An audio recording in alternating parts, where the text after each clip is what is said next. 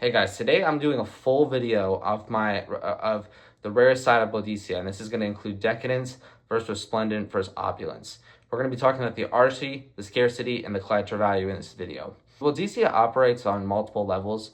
There are the bottles that are designed to perform immediately, the ones that introduce people to the house. Then there are releases meant to define identity, and finally there are pieces that exist almost outside the commercial conversation. Decadence, Resplendent, and Opulence sit firmly in the last category. They are not flankers, they are not trend responsive, they are not meant to compete with high visibility releases. They exist to answer a different question entirely. What does luxury smell like when nothing is simplified? Decadence is not loud, and that's intentional. This is a fragrance built around density, polish, and pacing. Nothing spikes, nothing rushes. It unfolds slowly, deliberately, and with a kind of upholstered richness that feels more architectural than aromatic. The materials feel thick, resins, woods, a softened sweetness that never turns playful. It smells expensive in a way a private room smells expensive, not a public space. So this is best worn in controlled environments. I'm talking evenings, formal settings, colder weather, or anything where subtle authority matters more than attention. Decadence rewards ownership. It is rarely impressive on a quick test. It becomes impressive once it lives on the skin repeatedly. That alone separates it from most of the catalog. So now let's talk about Resplendent, which is quiet radiance.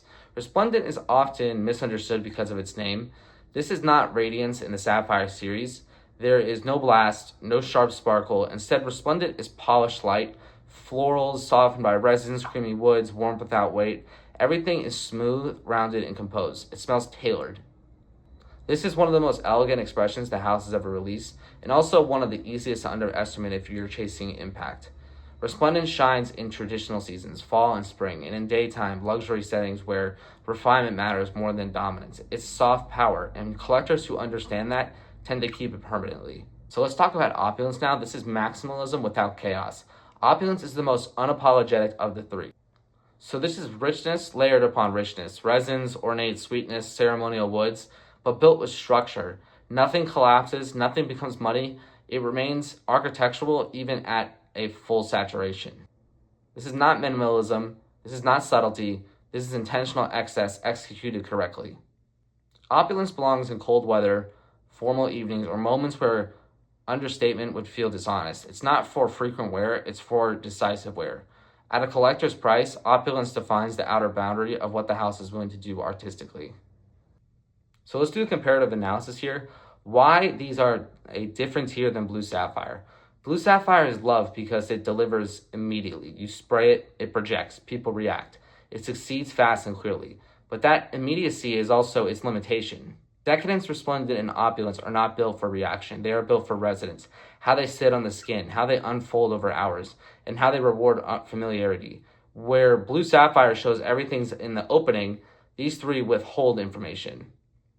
So Blue Sapphire is about presence in the room, and these three are about ownership of the space you already occupy. There's also a functional difference in replaceability. Blue Sapphire may fluctuate in availability, but with enough effort and money, it can be sourced again easily. With Decadence, Resplendent, and Opulence, replacement is uncertain.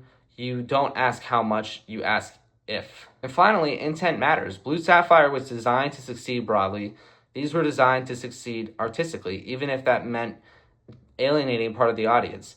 That is why they polarize more and why serious collectors gravitate towards them. If Blue Sapphire is a headline release, these three are footnotes that become even more important later. So now let's discuss the artistry versus the price. What actually holds value?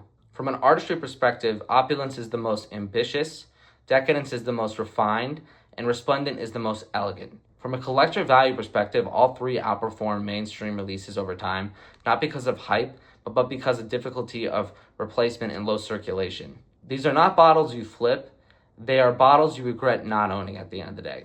So these are not fragrances you justify with compliments or projection. You add Decadence, Replacement, or Opulence when your collection is already strong, when you understand Boadicia's language, and when you want pieces that age with you instead of shouting at strangers. This is the side of the house most people never explore, and the side serious collectors quietly keep. So that's going to be it, guys. I value all these products in a different way, but what I also value even more is your feedback and likes and subscriptions. It really helps the channel out.